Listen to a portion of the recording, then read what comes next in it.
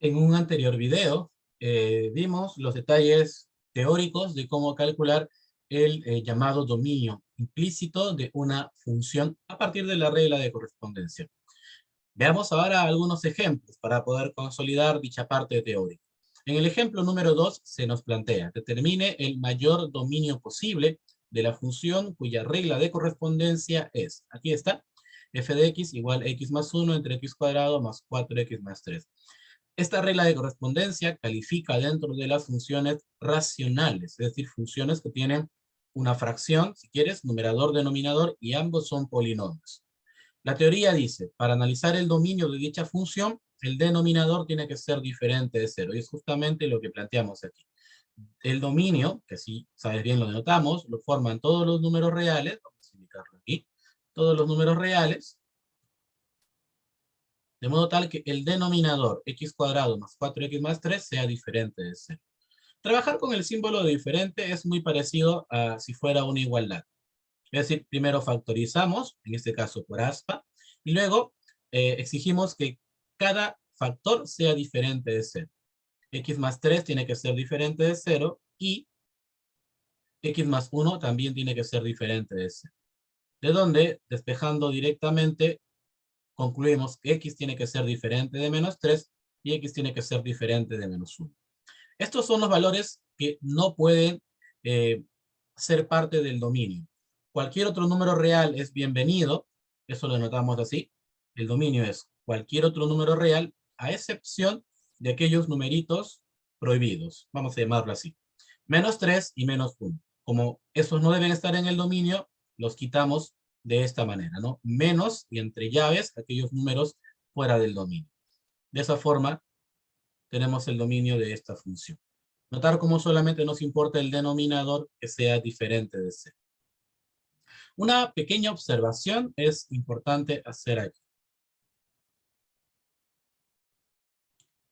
Algunas veces estaremos tentados a simplificar la regla de correspondencia.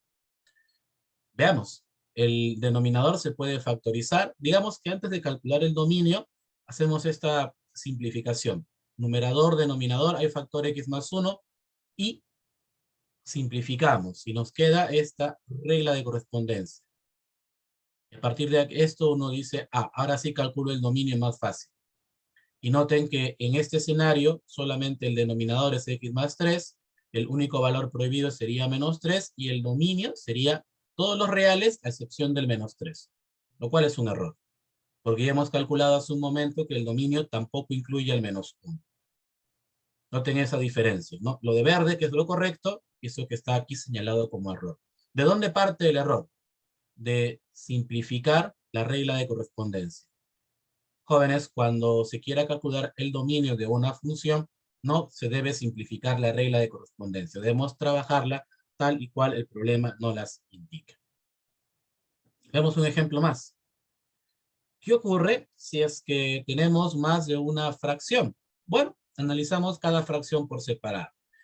El ejemplo número 3 nos dice, determine el mayor dominio posible de la función cuya regla de correspondencia es. Tenemos una función g que tiene esta suma de 3 fracciones. Uno podría pensar en reducir estas 3 a una sola fracción. Ya, eso no es necesario. Directamente podemos calcular el dominio. ¿Qué hay que hacer? Bueno, simplemente analizar cada uno de los denominadores por separado. A ver, el dominio de G lo constituyen todos los números reales, de modo tal que aquí vamos escribiendo cada uno de los denominadores. X cuadrado menos 9 tiene que ser diferente de 0, y x menos 2 también tiene que ser diferente de 0. Ya comentamos que trabajar con el símbolo de diferente sigue las mismas reglas, cual si fuera una ecuación. Así que x cuadrado menos 9 lo factorizamos vía diferencia de cuadrados, ahí está.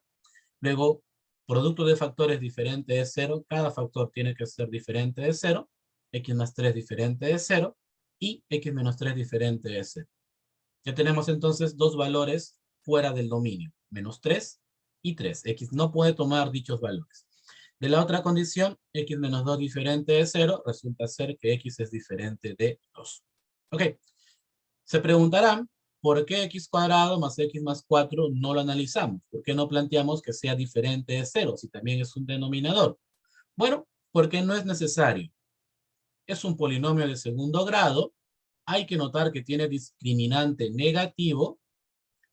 Y por un teorema muy importante, el llamado teorema del trinomio positivo, todos aquellos polinomios de segundo grado con coeficiente principal positivo y discriminante negativo son mayores que cero para todo valor real. ¿Qué significa? Bueno, que nunca es cero. Si es mayor que cero, no importa el valor de x, este denominador nunca es cero. Por lo tanto, no originará restricción alguna. Reitero, por el teorema del trinomio positivo, este denominador x cuadrado más x más 4 nunca es cero. Es siempre mayor que cero, por lo tanto, aquí no hay problema. Nos quedamos simplemente con las restricciones de hace un momento. Menos 3, 3 y 2. Ya saben que son los valores prohibidos, por lo que la respuesta la dejamos indicada de esta manera. Cualquier otro número real puede estar en el dominio, a excepción de menos 3, 3 y 2. Así que cuando haya más de un denominador, no se hagan problemas, analicen cada uno de los denominadores por separado. Ejemplo número 4. Determine el dominio de la función cuya regla de correspondencia es esta que se muestra. La regla de correspondencia nos presenta a una función irracional. Exactamente una función con raíz cuadrada. Debemos recordar que para este escenario, la lógica es bastante concreta.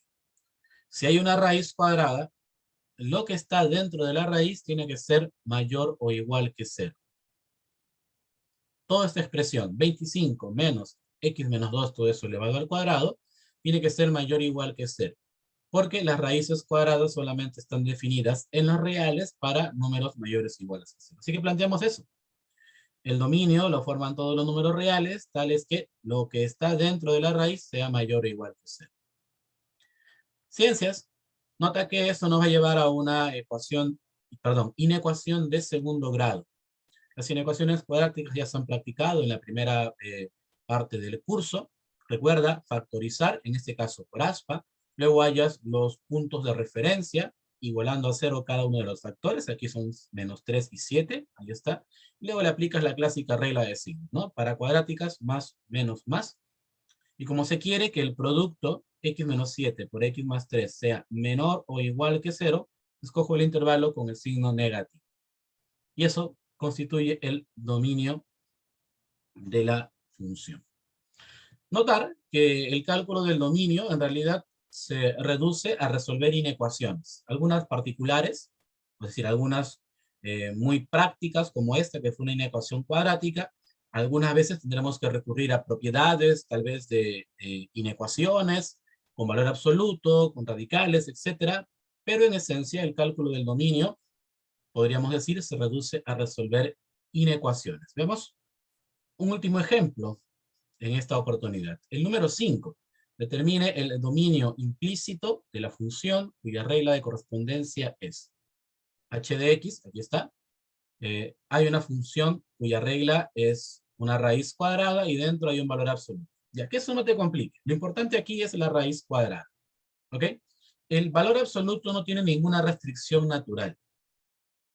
El valor absoluto puede calcularse para cualquier número real, ¿no? Si te preguntas, profesor, ¿y si hay un valor absoluto, qué debo plantear para el valor absoluto? No, para el valor absoluto no hay ninguna restricción. Aquí la única condición para el dominio viene por la raíz.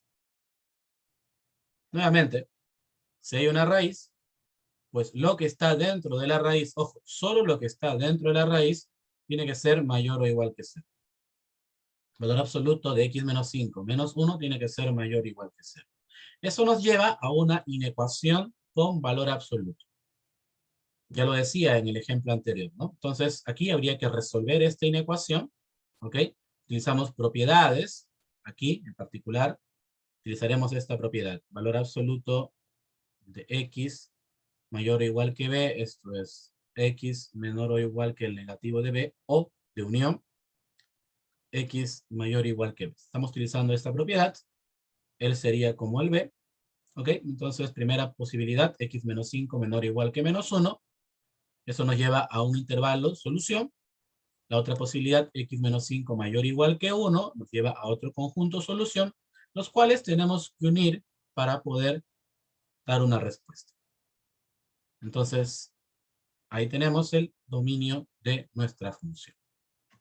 Que esos ejemplos sirvan entonces para consolidar eso, ¿no? Que hay que analizar cada uno de los casos y resolver después la inecuación que nos va a quedar planteada.